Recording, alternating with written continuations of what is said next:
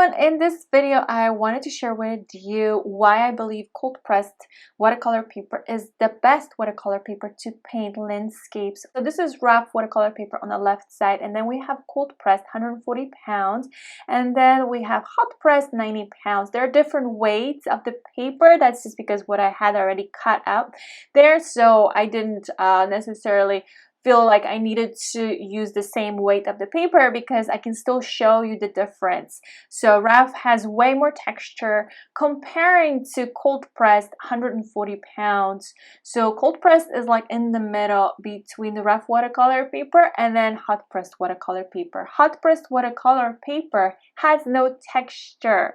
So when I first started painting with watercolors, I loved painting landscapes on hot pressed watercolor paper, but then I learned quickly that it's so much more fun basically painting on cold press because you have that texture and the paper is more forgiving. You don't have to focus so much on detail. So in this case here, what I'm trying to show you is just the difference. Okay, so this is the 90 pounds, and then you have 140 pounds and then 156 pounds, and this is what it looks like basically when the paper is thinner versus thicker. These are the paintings that I have created to show you what it looks like. So basically this one is cold pressed, so you have some texture, and then you have the lavender on the rough watercolor paper. Personally, to me, rough watercolor paper is the best watercolor paper to work with, but it is tricky and it takes practice because it's way more texture comparing to cold pressed. So rough watercolor paper for me is number one, then cold pressed, and then hot pressed at the end. With the hot pressed watercolor paper, you are dealing with no texture. And then with the rough watercolor paper, it's like on the opposite. You have all this texture. That's why it's easier because you can do dry brushing, for example. The same with cold pressed. You can also do dry brushing, like when I was painting the beach. But with the hot pressed, you will see all the imperfections of that paper. If the paper was scratched, if you touched it, let's say with the finger that had lotion on it, you will see all of that in that paper because it has no texture, and just that's how the paint settles. And of course, the thinner watercolor paper it is, the more buckling you will experience and the more of those imperfections you will see. Now, why rough is my favorite watercolor paper? Because of that crazy texture. So I absolutely love painting animals on a rough watercolor paper, and this is why, because I can omit some of these areas. So you can see that texture, you can do lots of dry brushing. And then with the cold press, this is a landscape on a cold pressed watercolor paper. So you see how the paint settles. It's very different comparing to hot pressed. But then with the hot pressed, when you do paint that sky, let's say on 140 pounds, because 140 pounds won't buckle as much and won't dry as fast. And also the paper will feel smoother. So with that, your sky in a way will look smoother. But then there's disadvantages of the hot pressed. First of all, hot pressed watercolor paper dries extremely fast. Well, maybe not extremely fast, but really instantly it dries. And the thinner it is, the faster it will dry. So you have to constantly think about it, and you do need to work faster. And then once you place that first layer and it dries, you will see some imperfections right away. There's no texture to cover it up, so you will see that. And then when you do paint on a thicker watercolor paper, you will see less of that, that's for sure. But still, you will see imperfections on the watercolor paper that's hot pressed when you paint like a smooth sky. So then that's why most of the time I just add that second layer to cover it up more and also to add more vibrancy. The advantage of the hot press is that the colors look more vibrant, and it's a perfect really paper when you paint botanicals, flowers. Then you want to anyway like focus on all those details, so it's perfect paper to work with stuff like that. And then for landscapes, I recommend cold press because it's the forgiving paper. You can do dry brushing, you can omit some of these areas, and the way the paint settles in that texture is really beautiful, especially when you're painting that full sky, let's say with clouds, just any landscape. And then you have rough watercolor paper.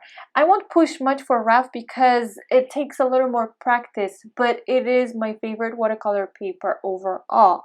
And I do love to paint animals on that paper, but it is also great for landscapes because the more tooth you have to that paper, the more texture, the more dry brushing you can do, and the less detail you have to work on. So actually you paint faster, and it just naturally, the paint settles in some of these areas, and it's just beautiful. It's organic. Like you don't have to do much to create that nice stroke and do that finish with the dry brushing. So my recommendation for landscapes is cold pressed 140 pounds. And that reason is basically it's the most common watercolor paper, so it's the easiest to find it. And one thing I want to mention too is please stay away from cheap student grade watercolor papers.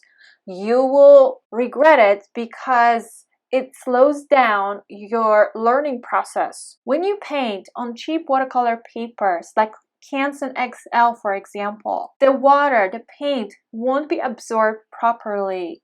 You won't be able to use like art masking fluid or washi tape. Everything will just rip that paper, and you won't be able to add layers. You won't be able to do lifting up because whenever you do lifting up on a cheap paper, you ruin that paper.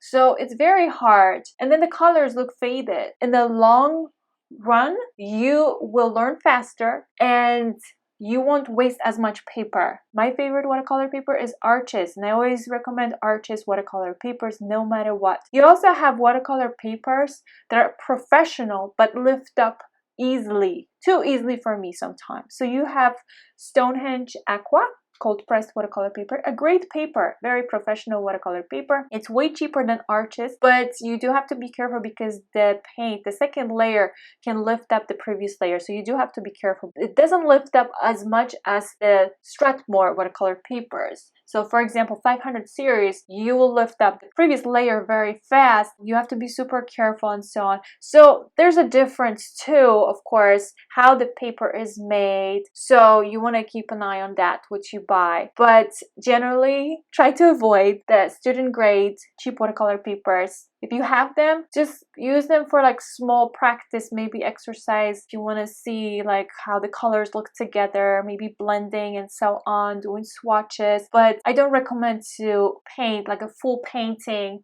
on a cheaper watercolor paper. You want that painting to last. You want these colors to stay there. You don't want to go back to that painting a year from now and suddenly like, oh, I thought this looked so vibrant when I first finished this painting, and then a year later it's all faded.